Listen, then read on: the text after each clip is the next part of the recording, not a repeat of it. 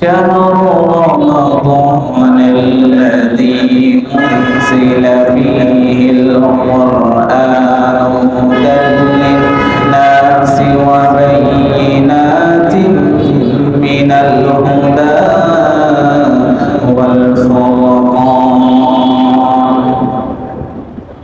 صدق الله العظيم وصدق رسول النبي الكريم ونحن على ذلك من الشاهدين والشاكرين والذاكرين والحمد لله رب العالمين. আমরা সকলে একবার দরুদ শরীফ পড়ি আল্লাহুম্মা সাল্লি আলা মুহাম্মাদ ওয়া আলা আলি মুহাম্মাদ কামা সাল্লাইতা আলা ইব্রাহিম ওয়া আলা আলি ইব্রাহিম ইন্নাকা হামিদুম মাজিদ. আল্লাহুম্মা বারিক আলা মুহাম্মাদ ওয়া আলা আলি মুহাম্মাদ কামা বারাকতা আলা ইব্রাহিম ওয়া আলা আলি ইব্রাহিম ইন্নাকা হামিদুম মাজিদ. রব্বি জিদনি ইলমা. أستغفر الله الذي لا إله إلا هو الحي القيوم وأتوب إليه.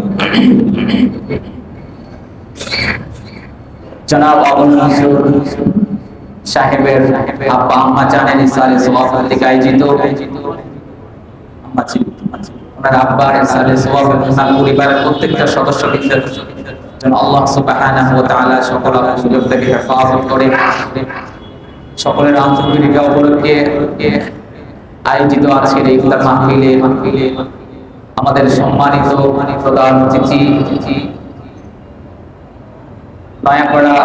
নয়াবাজার জামে মসজিদের সম্মানিত খতিব আপনাদের সুপরিচিত সুখণ্ড এবং মহাব্বতের একজন প্রাণ কেন্দ্র আমার শ্রদ্ধাভাজন জনাব হযরত মাওলানা আল্লামা জাকারিয়া সাহেব হাফিজাহুল্লাহ ওয়া রাআহ, আমার সামনে উপবিষ্ট ইসলাম প্রিয় নবী প্রিয় সকল রোজাদার বৃন্দ,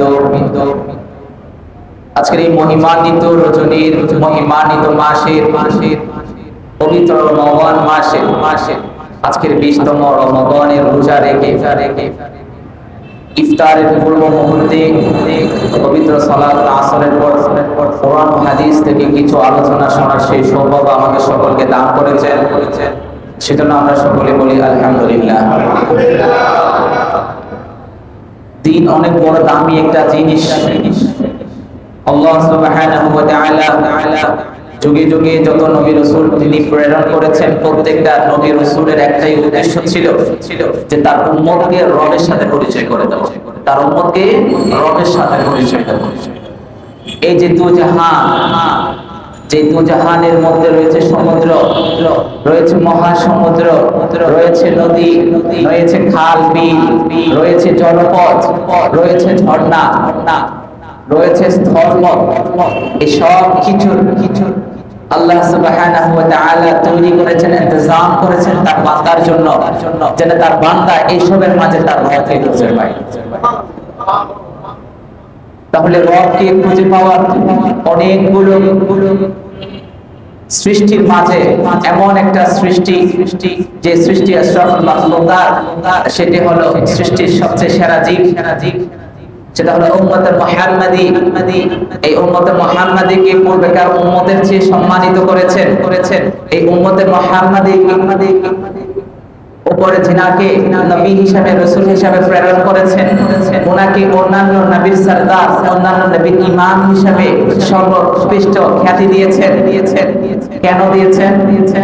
একমাত্র কারণ উম্মতে মুহাম্মাদি মহান রবের পক্ষ থেকে এমন একটা জিনিস তারা গিফট হিসাবে পেয়েছে, হাদিয়া হিসাবে পেয়েছে, যেটির সাথে যে জিনিসটা লাগবে আমার আল্লাহ সেই জিনিসটাকে দামি করে দেয়। সেটি হলো কি? আল্লাহ। সেটি আর কি? তাহলে আল কোরআনের সাথে যারাই লেগেছে, যে বস্তুই লেগেছে, যে কাপড়ে লেগেছে, সেটিকে দামি করে দিয়েছেন কে? আল কোরআনকে কে এই পৃথিবীতে ওহী হিসাবে নিয়ে এসেছিলেন? তিনি কে? তিনি নিয়ে আসছিলেন ফেরেশতাটাকে, জিবরাইল আমিন। সেই জিবরাইল আমিন ফেরেশতাদের সর্বোৎকৃষ্ট এবং 4 জন ফেরেশতাদের মধ্যে তিনি একজন অন্যতম। কেন? কারণ তিনি ওহী নিয়ে আসছেন। এই কোরআন যার উপর অবতীর্ণ হয়েছেন তিনি কে? আল্লাহ রাসূল সাল্লাল্লাহু আলাইহি ওয়াসাল্লাম। সবার পরে এসে তিনি গোটা বিশ্বের মাঝে 1 লক্ষ কিংবা 2,24,000 যত নবী রাসূল আল্লাহ প্রেরণ করেছেন, প্রত্যেকটা নবী রাসূলের সরদার হিসেবে স্বীকৃতি দিয়েছেন কি জন্য? একমাত্র কোরআনের জন্য। এই কোরআনের সাথে একটা অল্প দামের কাঠ, যে কাঠ দিয়ে সহজে আমরা খাট বানাই না, যে কাঠ দিয়ে সহজে আমরা সোফা বানাই না, যে কাঠ দিয়ে সহজে আমরা চেয়ার বানাই না, সেই কাঠ দিয়ে আমরা একটা রিয়াল বানাই। সেই রিয়ালের সাথে যখন আমাদের পা লাগে, সেই রিয়ালটা আমরা চুমকাই কেন?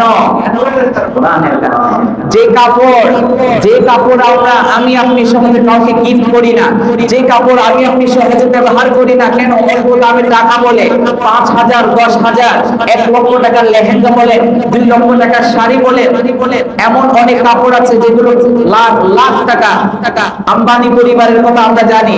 এই আম্বানি পরিবারের ওনার স্ত্রী যে একটা লেহেঙ্গা তিনি ছিঁড়েছেন, বর্তমান বাংলাদেশে প্রায় 70 কোটি টাকা এই লেহেঙ্গা। সেই লেহেঙ্গা ওনার পদতলে যাচ্ছে, সেই লেহেঙ্গা ওনার পায়ের নিচে যাচ্ছে, সেই লেহেঙ্গা ওনার পাছার নিচে যাচ্ছে। কিন্তু এমন একটা সামান্য দামের কাপড়, যে কাপড় সহজে আমরা পরি না, সেই কাপড় হলো জুরদানের কাপড়। এই কাপড়টা যখন আমরা কোরআনটাকে পেঁচিয়ে নেওয়ার জন্য যখন সেলাই করা হয়, সেই কাপড়ে যখন আমাদের পা লেগে যায়, সেই কাপড়ে আমরা সাথে সাথে মুখের মধ্যে নিই, সেটা কি? আর জুরদান। এই জুরদান এত আমাদের কাছে দামি হওয়ার মূল কারণ কি? একমাত্র কিসের কারণে? কোরআনের কারণে। এই কোরআন 2টা শহরে অবতীর্ণ হয়েছে। একটা শহরের নাম মক্কা, আরেকটা শহরের নাম মদিনা। এই 2 শহর পৃথিবীর যত আপনি ক্যালিফোর্নিয়া বলেন, লস অ্যাঞ্জেলেস বলেন, আপনি স্কটল্যান্ড বলেন, আপনি ঢাকা বলেন, আপনি সিঙ্গাপুর বলেন, পৃথিবীর এমন কোন শহর, এমন কোন রাষ্ট্র আপনি খুঁজে পাবেন না যে রাষ্ট্রকে গোটা বিশ্বের মাঝে সবচেয়ে বেশি সম্মানিত শহর, সম্মানিত রাষ্ট্র হিসেবে স্বীকৃতি দেওয়া হয়েছে। কিন্তু যে 2টি শহরের মধ্যে আল্লাহর এই কোরআনের ওহী অবতীর্ণ হওয়ার কারণে আমার আল্লাহ এই 2টাই জায়গাকে গোটা বিশ্বের মধ্যে সবচেয়ে দামি করে দিয়েছেন। সুবহানাল্লাহ। সেই 2টা শহরের নাম কি? সর্বশেষ এই কোরআন কাদের জন্য হেদায়েত স্বরূপ, পথ নিদর্শন হিসেবে কাদের জন্য আসছে? উম্মতে মুহাম্মাদের জন্য আসছে। আমার আল্লাহ সুবহানাহু ওয়া তাআলা বললেন, ইন্না আনজালনাহু ফি লাইলাতুল কদর। নবী হে, আপনার উম্মতদেরকে আমি লাইলাতুল কদর দিয়েছি, যেই লাইলাতুল কদর যারা একবার পাবে 80 বছর সওয়াব আমি আল্লাহ তার আনন্দময় দান করছি। এই লাইলাতুল কদর পূর্ববর্তী কোন উম্মতদেরকে দেওয়া হয় নাই। এই রমজানের মতো মাহাত্ম্য পূর্ববর্তী উম্মতদেরকে কাউকে দেয় নাই। উম্মতে মুহাম্মাদি অন্যান্য পূর্বের উম্মতদের চেয়ে সবচেয়ে বেশি দামি হওয়ার মূল কারণ হলো একমাত্র কারণ তাদেরকে আমার আল্লাহ কোরআন দিয়েছেন। তাহলে এই কোরআনের সাথে যে লেগেছে, যেই জিনিস লেগেছে, যেই কাপড় লেগেছে, যেই বস্তু লেগেছে, আমার আল্লাহ সেটাকে কি করে দিয়েছে?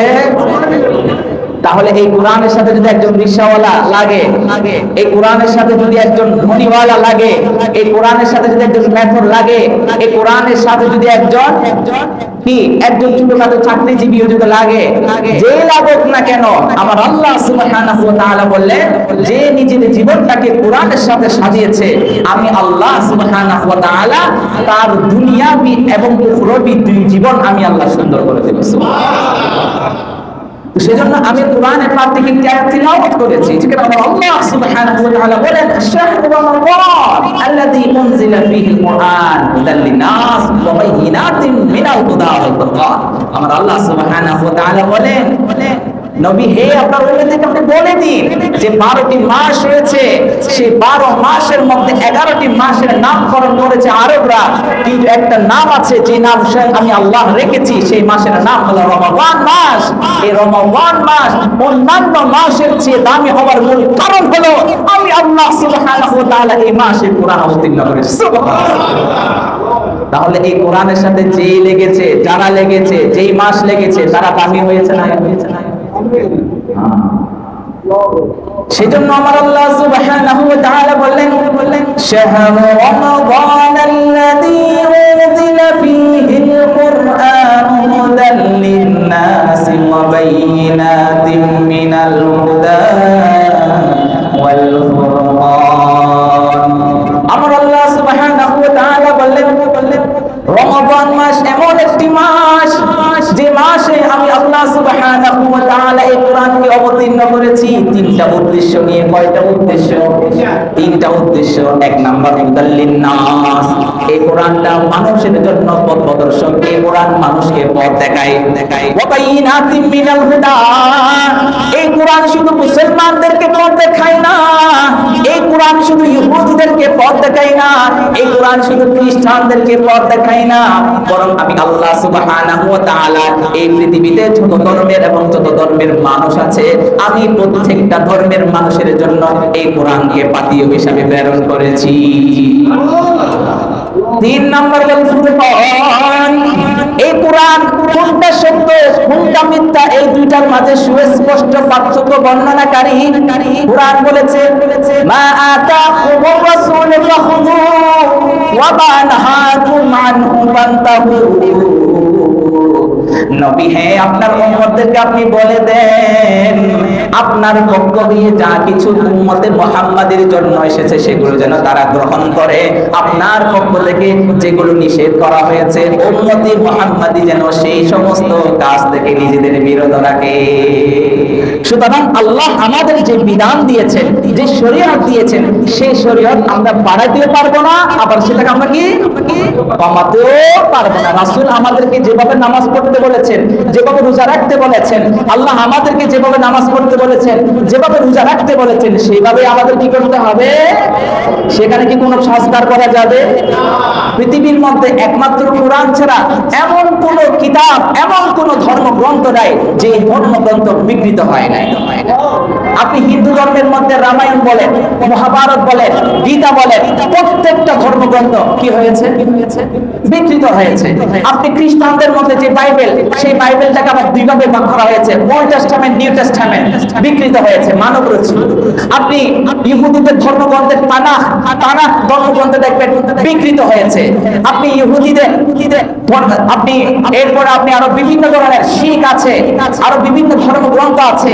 পৃথিবীর যত ধর্মগ্রন্থ আছে প্রত্যেকটা ধর্মগ্রন্থ সংস্কার হয়েছে, কিন্তু পৃথিবীর মানচিত্রে একমাত্র ধর্মগ্রন্থ রয়েছে, সেটি হলো আল কোরআন, যেটি এখনো সংস্কার তো দূরের কথা, অক্ষর তো দূরের কথা, আয়াত তো দূরের কথা, একটা জ্যাক জবর পরিবর্তন করতে পারে নাই। সুবহানাল্লাহ।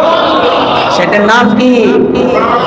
সেই কোরআন বলে দিচ্ছে আমি কেন অবতীর্ণ হয়েছি, আমাকে কেন অবতীর্ণ করা হয়েছে। কয়টা উদ্দেশ্য বলেছিলাম?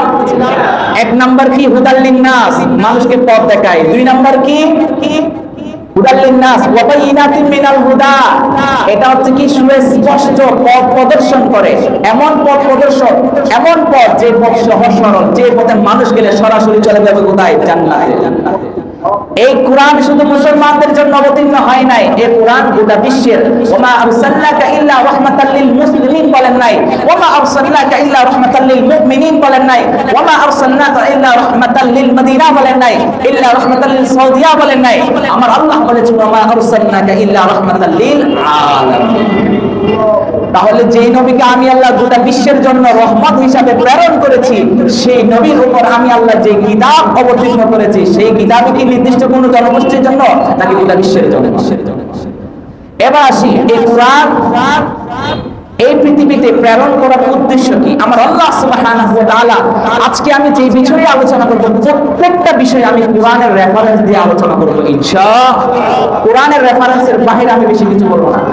আমরা অনেকে জানি যে কোরআনে কিছু নাই। দেখেন আজকের আলোচনায় শুনলে আপনারা বুঝতে পারবেন যে কোরআনে আসলে নাই কি সেটা বলবেন। সব তো আমরা পেয়ে গেছি, নাই কি? আমার আল্লাহ সুবহানাহু ওয়া তাআলা বলেন কিতাবুন আনজালনাহু ইলাইকা লিতুখরিজান নাস মিনাজ যুলুমাতি ইলা নূর। নবী হে, I have revealed this book to you in order to Allah subhanahu wa ta'ala বলেন this the Quran's aims to bring out the whole community from darkness into the light. আল্লাহ সুবহানাহু ওয়া তাআলা বলেন নবী হে, আমি আপনার প্রতি যে কোরআন অবতীর্ণ করেছি, that lead the mankind, যেটি মানুষকে পরিচালিত করে, which brings out the mankind from darkness into the light, যেটি মানুষকে সমস্ত অন্ধকারের যুগ থেকে, অন্ধকারের পথ থেকে, অন্ধকারের রাস্তা থেকে আলোর রাস্তা থেকে নিয়ে আসে। সুবহানাল্লাহ। অন্ধকারের যুগ কি? ন্যাশনালিজম, ডেমোক্রেসি, হিউম্যানিজম, সমাজতন্ত্র, গণতন্ত্র, এই যে যত তন্ত্র মন্ত্র আছে মানব রচিত, এই তন্ত্রের মধ্যে আল্লাহ সুবহানাহু ওয়া তাআলা মানুষের জন্য শান্তি রাখে নাই। আমার আল্লাহ মানুষের অধিকার নিশ্চিত করেছেন, মানুষের শান্তি প্রতিষ্ঠা করেছেন একমাত্র কোরআনের রাজ কায়েম করার জন্য। সেজন্য পৃথিবীর ইতিহাসে এই কোরআনটাকে অনেকে অনেকভাবে চ্যালেঞ্জ করেছে, অনেকে অনেকভাবে কোরআন থেকে ভুল বের করার চেষ্টা করেছে। কোরআন থেকে ভুল বের করতে গিয়ে তারা নিজেরাই নিজের ভুল সংশোধন করে তারা নিজেরাই মুসলমান হয়ে গেছে। সুতরাং আমার আল্লাহ যে বলেছেন হুদাল্লিন নাস, এটি মানুষকে পথ দেখায়। আমার আল্লাহ বলেন যারা আমার এই কোরআন থেকে ভুল বের করতে চাইবে, আমি আল্লাহ তাদেরকে আমি আল্লাহ আলোর দিকে নিয়ে আসব। সুতরাং এই কোরআন এমন একটা কিতাব যে কিতাব সম্পর্কে আমার আল্লাহ সুবহানাহু ওয়া তাআলা বলেন যালিকাল কিতাব লা রাইবা ফীহি হুদাল লিল মুত্তাকিন, এটি এমন একটি কিতাব যে কিতাবের মধ্যে বিন্দু পরিমাণ কোনো সন্দেহ নাই। সুবহানাল্লাহ। আমরা সকলে আহমেদ দিদাত সম্পর্কে জানি। আহমেদ দিদাত তিনি ছিলেন ডাক্তার জাকির নায়েকের গুরু। আহমেদ দিদাত তার একটা বই আছে আল কুরআন দ্য আলটিমেট মিরাকল। এই বইয়ের মধ্যে তিনি একটা ঘটনা উল্লেখ করেছেন। আমেরিকার একজন বিজ্ঞানী তারা চিন্তা করলো যে আমরা তো পৃথিবীতে অনেক কিছু আবিষ্কার করেছি, অনেক বই লিখেছি, অনেক ধরনের ইনোভেশন হয়েছে, ডিসকভার হয়েছে, যে মুসলমানদের ধর্মের গ্রন্থের মধ্যে একটা কথা চ্যালেঞ্জ করা আছে যে এই কোরআনের মতো একটা কোরআনের কপি নিয়ে আসো। মুসলমানদের এই কোরআন যার উপর অবতীর্ণ হয়েছে, যিনি এই কোরআনটাকে লিখেছেন, তিনি বারবার চ্যালেঞ্জ ছুড়ে দিয়েছিলেন এই কোরআনের মতো একটা কোরআনের কপি নিয়ে আসো। তখন আমেরিকার একজন বিজ্ঞানীরা এই কোরআনের অনুরূপ একটা কপি বের করার জন্য তারা একটা সম্মিলিত বৈঠক করল।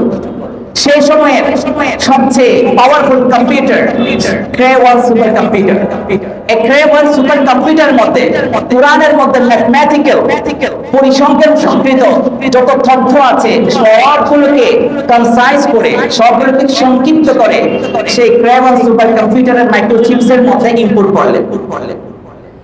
ইনপুট করার পরে Cray-1 সুপার কম্পিউটার এগুলো হচ্ছে মিলিটারিতে ব্যবহার হয়, যে ম্যাথমেটিক্যাল যে সমস্যাগুলো আছে, প্রবলেমস গুলো আছে, সেগুলো সলভ করার জন্য এই Cray-1 সুপার কম্পিউটারটা ব্যবহার করা হয়।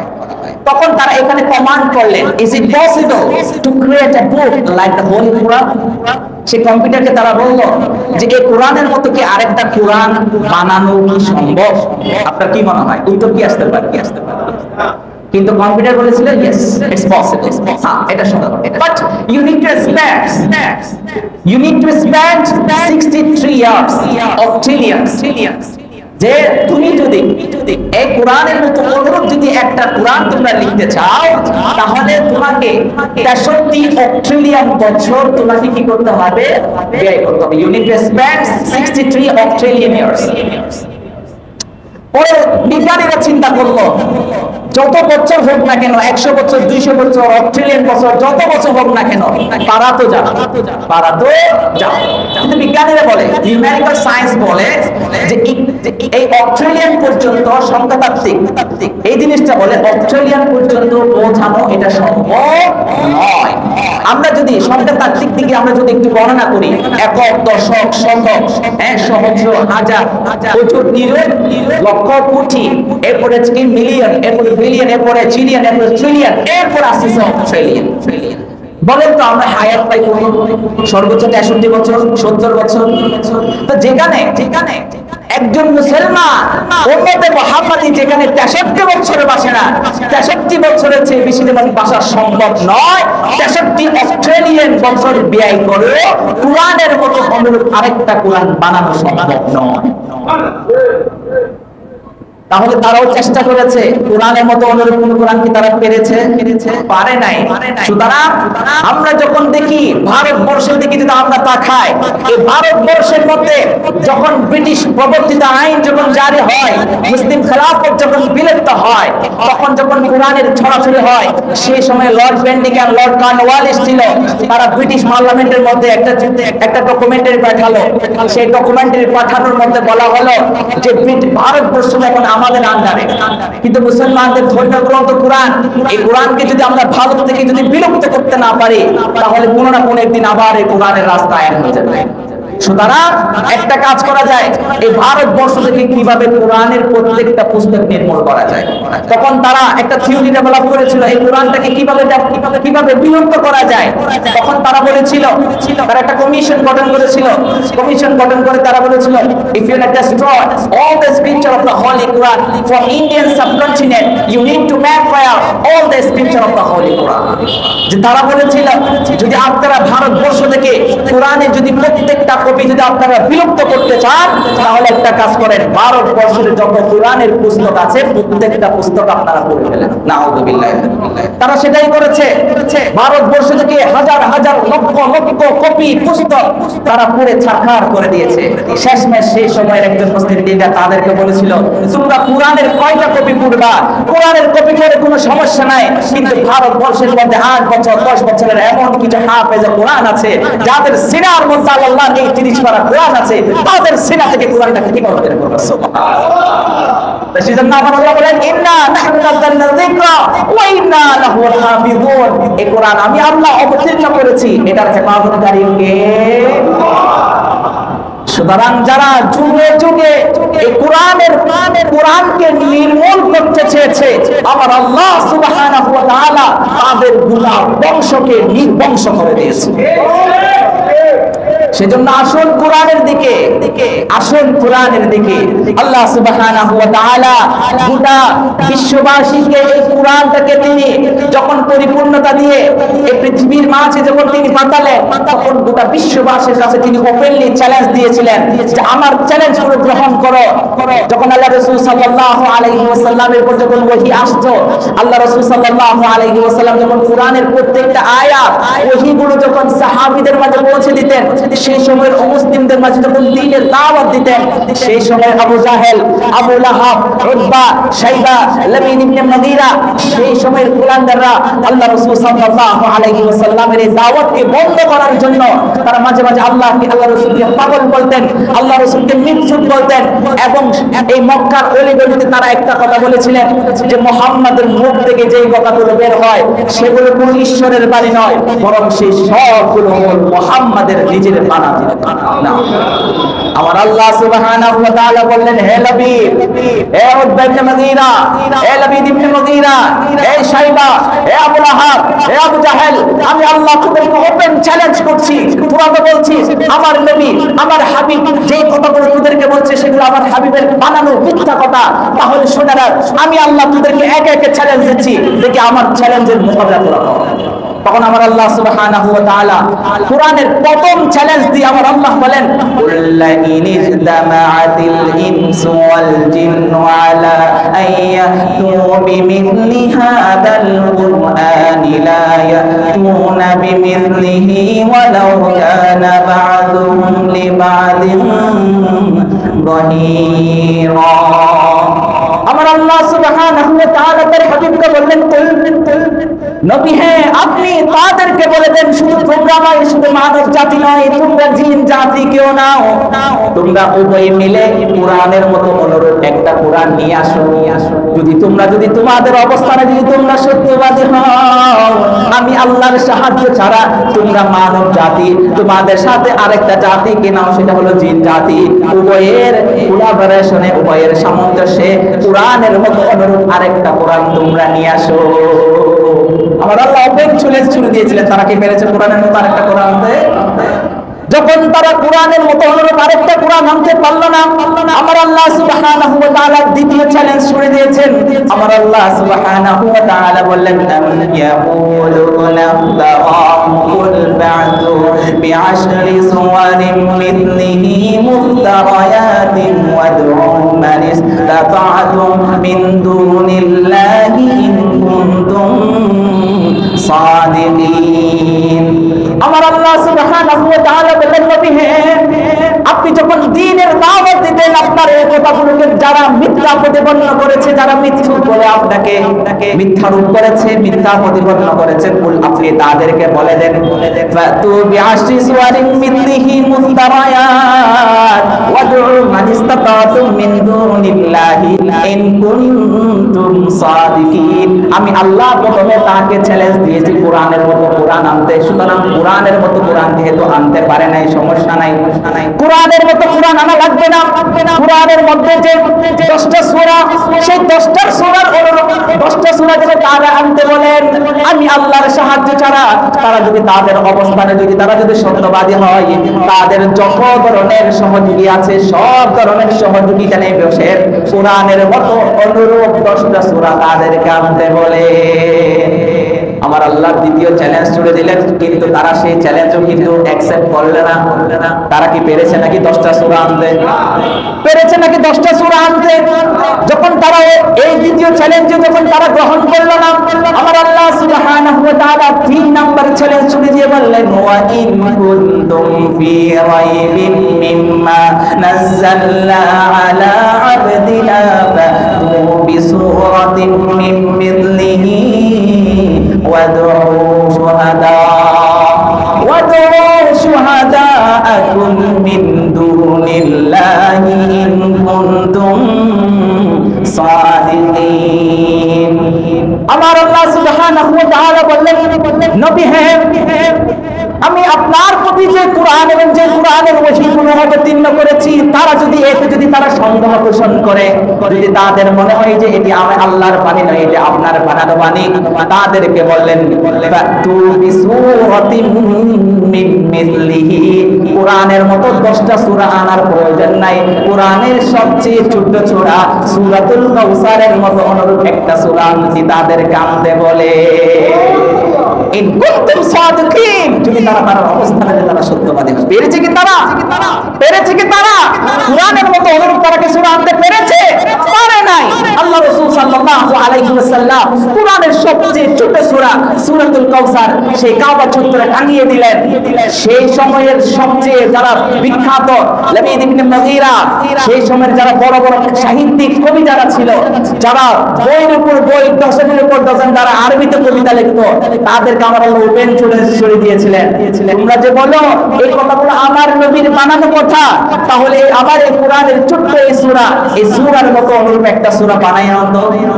তখন তারা সর্বশেষ আত্মসমর্পণ করে সেখানে তারা লিখেছিল, ইন্না আতাইনাকাল কাউসার ফাসাল্লি লিরাব্বিকা ওয়ানহার ইন্না শানিয়াকা হুয়াল আবতার।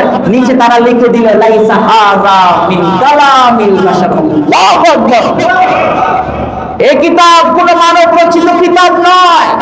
এই কিতাবের মধ্যে যত লিখনি আছে, যত সূরা আছে, যত পাঠ্যপুস্তক আছে, এটা কোন মানব রচিত পাঠ্যপুস্তক নয়। এটা এমন এক ঈশ্বর শক্তির পাঠ্যপুস্তক যে ঈশ্বর গোটা বিশ্বকে নিয়ন্ত্রণ করে। আমার আল্লাহ ওপেন 3টা চ্যালেঞ্জ দিল, কিন্তু তারা আল্লাহ সুবহানাহু ওয়া তাআলার চ্যালেঞ্জে তারা কি জিতেছিল? সেই 1400 বছর পূর্বে আমার আল্লাহ চ্যালেঞ্জ দিয়েছেন। আজ 2025 সালে পৃথিবীর বাংলাদেশ তো দূরের কথা, ওয়াশিংটন বলেন, আপনি অস্ট্রেলিয়া বলেন, রাশিয়া বলেন, ইসরায়েল বলেন, পৃথিবীর প্রত্যেকটা কান্ট্রিকে এখনো 1450 বছর পরেও এই কোরআন ওপেনলি চ্যালেঞ্জ দিচ্ছে, আমার কোরআনের মতো একটা কোরআন, আমার কোরআনের অনুরূপ 10টা সূরা, আমার কোরআনের মতো অনুরূপ একটা সূরা তোমরা এনে দেখাও। কিন্তু বাংলার জমিন তো দূরের কথা, 2022 সালের মধ্যে, 2025 সালের মধ্যে পৃথিবীর কোন পড়া শক্তি এই কোরআনের অনুরূপ একটা অক্ষর তারা আনতে পারে না। This is the miracle. This is the miracle of the Holy Quran. উম্মতে মুহাম্মাদি, তোমরা আজ এই কোরআন থেকে দূরে সরে গিয়েছো। এই কোরআনের মাহাত্ম্য কি তোমরা কি ভুলে গিয়েছো? এই কোরআন রাখালদেরকে অর্ধজাহানের বাদশাহে পরিণত করেছে। এই কোরআন ব্যবসায়ীকে অর্ধজাহানের ব্যবসায়ী, অর্ধজাহানের খলিফা হিসেবে আল্লাহ সুবহানাহু ওয়া তাআলা সম্মানিত করেছেন। আবু বকর রাদিয়াল্লাহু তাআলা ইসলাম ধর্ম গ্রহণের আগে কি ছিলেন? একজন ব্যবসায়ী ছিলেন। ইসলাম ধর্ম গ্রহণ করলেন, কোরআনের স্পর্শে আসলেন। আমার আল্লাহ শুধু আর এখন ব্যবসায়ী না, গোটা বিশ্ববাসী নিয়ন্ত্রণ করার জন্য খলিফা হিসেবে নিযুক্ত করেন। তাহলে এই কোরআনের সাথে লাগলে প্রতি নাকি লাভ?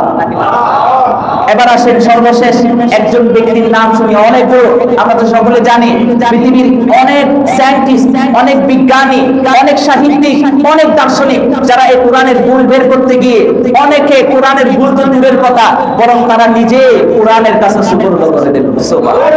নাম শুনেছি না অনেকে, আমরা তার মধ্যে অন্যতম একজন ব্যক্তির নাম শুনি, সেই ব্যক্তির নাম হলো ডক্টর গ্যারি মিলার। কি নাম? Doctor Gary Miller. সেই ডক্টর গ্যারি মিলারের সাথে আহমদ দিদাদের একটা ডিবেট হবে। কে আহমদ দিদার ওপেন চ্যালেঞ্জ করে দিয়েছে যে আমাদের যে ধর্ম কোরআনের মধ্যে কোনো সন্দেহ হয়। ডক্টর গ্যারি মিলার তিনি বলেছেন না এই কোরআন থেকে আমি ভুল বের করে ছাড়বো। তিনি অনেক বড় একজন চিন্তাবিদ, অনেক বড় একজন সাহিত্যিক ছিলেন এবং একজন গণিতবিদ ছিলেন। তিনি চিন্তা করলেন এই কোরআনের ভুল যদি আমি বের করতে চাই তাহলে আমাকে কি করতে হবে, কোরআনের ভাষা কি আরবি শিখতে হবে। তিনি আরবি শিখার পর যখন তিনি কোরআন হাতে নিলেন, হাতে নেওয়ার পরে বিসমিল্লাহ বলে যখন শুরু করলেন, সেখানে লেখা ছিল কি আলিফ লাম মিম যালিকাল কিতাবু লা রাইবা ফীহি হুদাল লিল মুত্তাকিন। ডক্টর গ্যারি মিলার এই আয়াত যখন খেলেন তিনি চমকে গেলেন, না এটা কিভাবে সম্ভব? আমি ডক্টর গ্যারি মিলার তো অনেক বই পড়েছি, অনেক বই লিখেছি, অনেক কিতাব পড়েছি, অনেক ধর্মগ্রন্থ পড়েছি। আমি ডক্টর গ্যারি মিলার তো আমার ধর্মের কিতাব বাইবেল পড়েছি, আমি ডক্টর গ্যারি মিলার তো রামায়ণ পড়েছি, মহাভারত পড়েছি। পৃথিবীর এমন কোন ধর্মীয় গ্রন্থ নাই যে ধর্মগ্রন্থ আমি ডক্টর গ্যারি মিলার গবেষণা করি নাই। কিন্তু কোন ধর্মগ্রন্থের শুরুতে এই কথা বলা ছিল না যে এটি এমন একটা বই যে বইয়ের মধ্যে কোনো সন্দেহ নাই। ডক্টর গ্যারি মিলার যখন যালিকাল কিতাব লা রাইবা ফীহি এই আয়াত তিনি যখন সর্বপ্রথম দেখতে পেলেন তিনি চমকে গেলেন, একটু চমকে গেলেন। কি বলে বই শুরুই করি নাই, প্রথমে চ্যালেঞ্জ দিচ্ছে বইয়ের মধ্যে কোনো সন্দেহ নাই। আচ্ছা বলেন তো, আমরা পৃথিবীতে যত লেখক আছে প্রত্যেক লেখক যখন তার বই লেখার পরে শেষে লেখে না, যদি আপনাদের কোনো ভুল যদি দৃষ্টিগোচর হয় আমাদেরকে জানাবেন, পরবর্তী সংস্কারে না আমরা সেটা কি শুধরে দিব। কিন্তু আল্লাহ সুবহানাহু ওয়া তাআলা বলেন যে না, এখানে পরবর্তী সংস্কারের কোনো সুযোগ নাই। আমি আল্লাহ যেমন সত্য, খালিকুল্লাহ লাহুল মুলক লাহুল মুলক, আমি আল্লাহ যেমন সত্য, আমি আল্লাহর বাণীও প্রত্যেকটা কথাই সত্য। না রাইবা ফীহি এই কথার মধ্যে কোনো সন্দেহ নাই। তিনি প্রথম ধমক খেলেন, প্রথম চ্যালেঞ্জের মধ্যে তিনি ধমক খেলেন, এরপরে তিনি পরবর্তী আয়াতের মধ্যে গেলেন। সেখানে আমার আল্লাহ বলেন আফালা ইয়াতাদাব্বারুনাল কুরআনা ওয়ালাউ কানা মিন ইনদি গায়রিল্লাহি লাওয়াজাদু ফীহি ইখতিলাফান কাসীরা। এই আয়াত যখন তিনি দেখতে পেলেন, যেখানে আমার আল্লাহ সুবহানাহু ওয়া তাআলা বলেন আফালা ইয়াতাদাব্বারুনাল কুরআন, তোমরা কি এই কোরআন নিয়ে গবেষণা করো না? তোমরা কি এই কোরআন নিয়ে চিন্তা ভাবনা করো না? তোমরা কি এই কোরআন নিয়ে ফিকির করো না? ওয়ালাউ কানা মিন ইনদি গায়রিল্লাহি লাওয়াজাদু ফীহি ইখতিলাফান কাসীরা।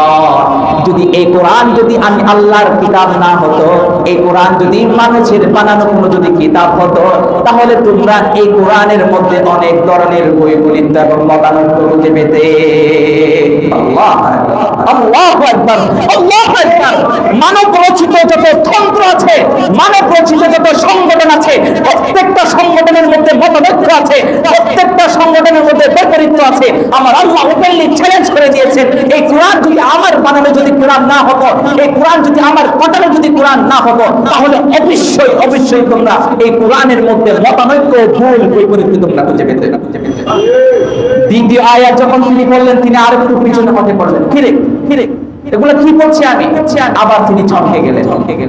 এরপর 3 নম্বর আয়াতে যখন তিনি দেখলেন, এই আয়াত পরে তিনি আরো বেশি চমকে গেলেন, যেখানে আমার আল্লাহ সুবহানাহু ওয়া তাআলা বললেন কুল ইন্নামা আ'ইদুকুম বিওয়াহিদাতিন আন তাকুমু লিল্লাহি মাথনা ওয়া ফুরাদা থুম্মা তাতাফাক্কারু মা বিসাহিবিকুম মিন জিন্নাহ ইন হুয়া ইল্লা নাযীরুল লাকুম বাইনা ইয়াদাই আযাবিন শাদীদ।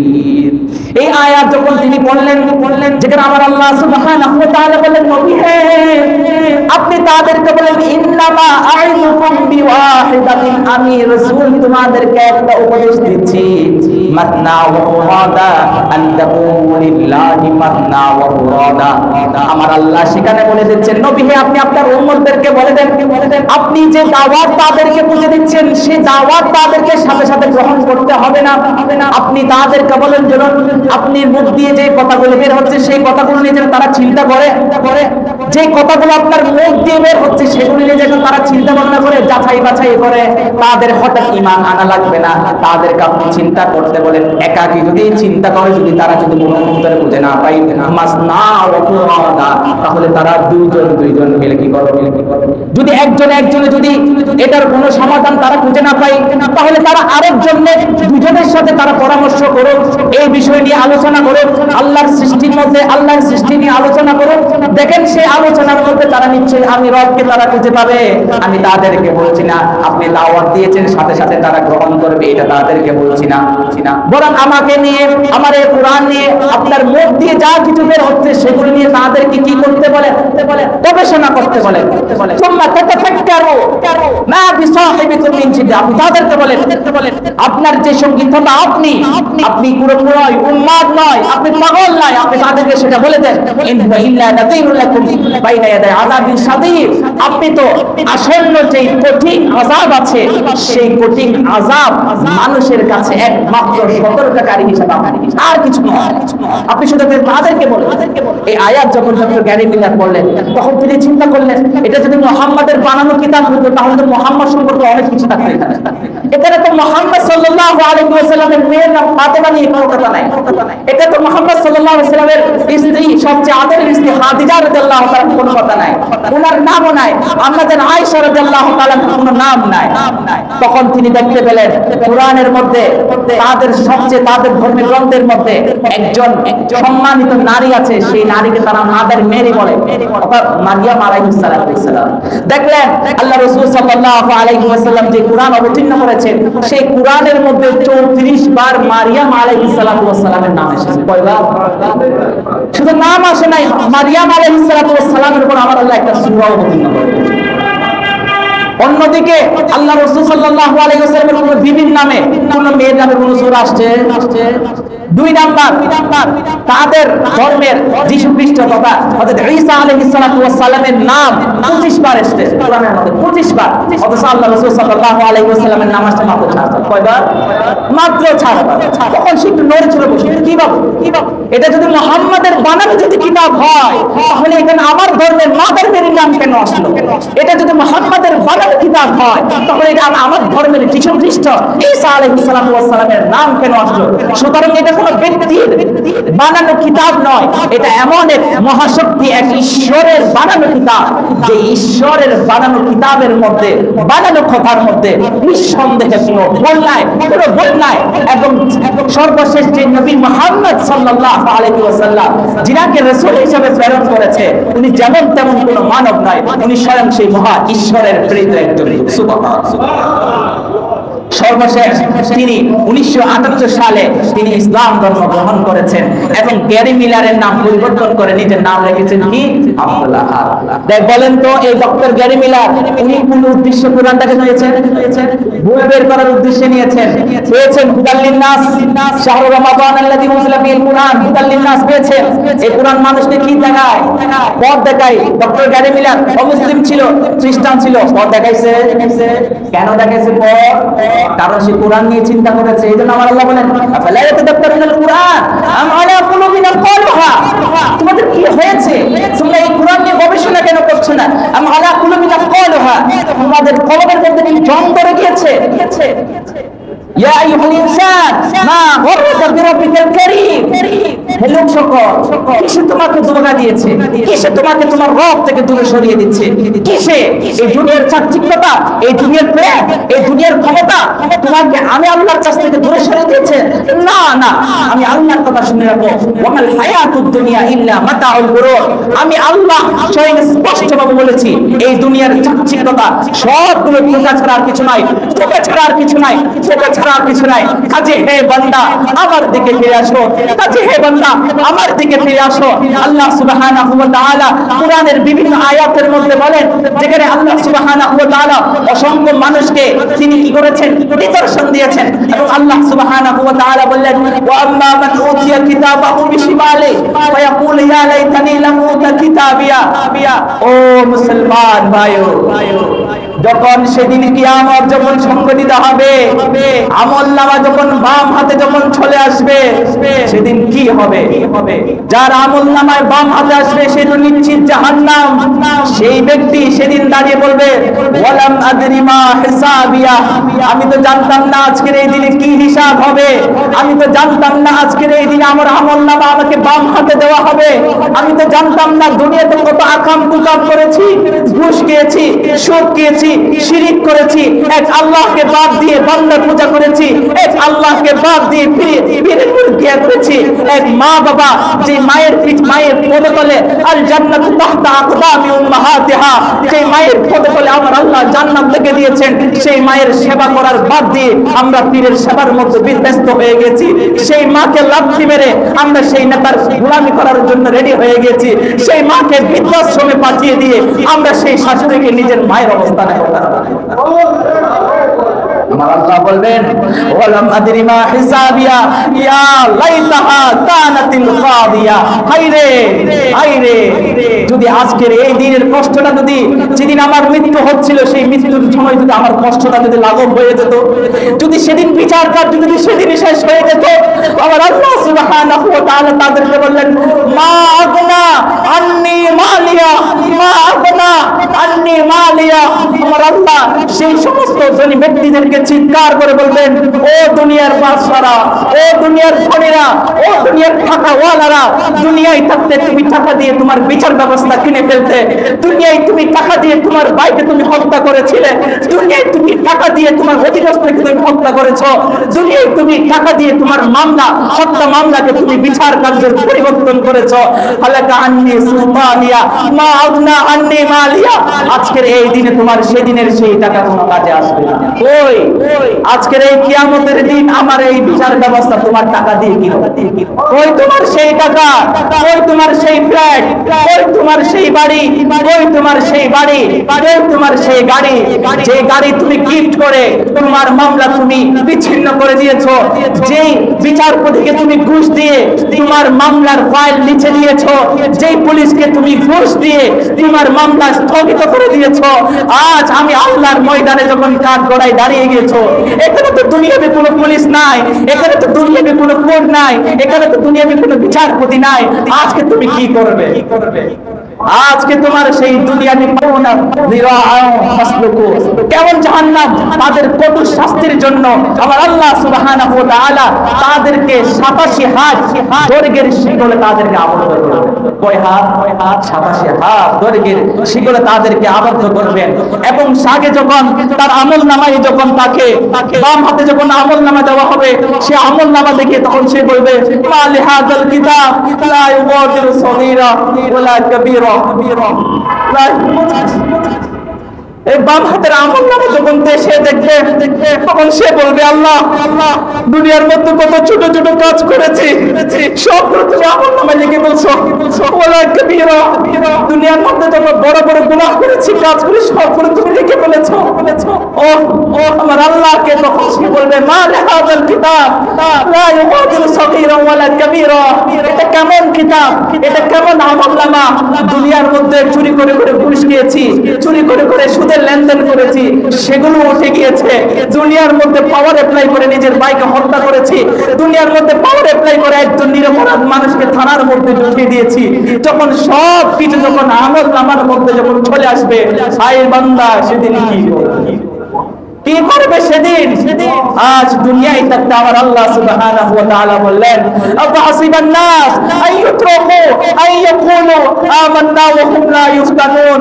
তারা কি মনে করেছে, আমার সেই বান্দারা কি মনে করেছে, আফাসিবান নাস আইয়ুতরাকু আইয়াকুলু আমান্না, যে আমরা ঈমান এনেছি সেজন্য আমি তাদেরকে ছেড়ে দিব, ওয়া হুম লা ইফতানুন, আমি তাদেরকে পরীক্ষা করব না? আমি কি তাদেরকে পরীক্ষা করব না? আমি কি শুধু এইটুকু বললে যে আল্লাহ আমি ঈমান এনেছি আমি তাকে জান্নাত দিয়ে দিব? না। আফাহাসিবান নাস আইয়ুতরাকু আইয়াকুলু আমান্না ওয়া হুম লা ইফতানুন। আমি আল্লাহ তাদেরকে পরীক্ষা করব শুধু আমি ঈমান এনেছি বললে, তাকে কখনো আমি আল্লাহ জান্নাত দিব না। সেজন্য কাজে হে মুসলমান, অহংকার, দাম্ভিকতা, লোভ, লালসা সবগুলো ছেড়ে আসুন না কোরআনের দিকে ফিরে আসি। আসুন না কোরআনটা একটু হাতে নিই।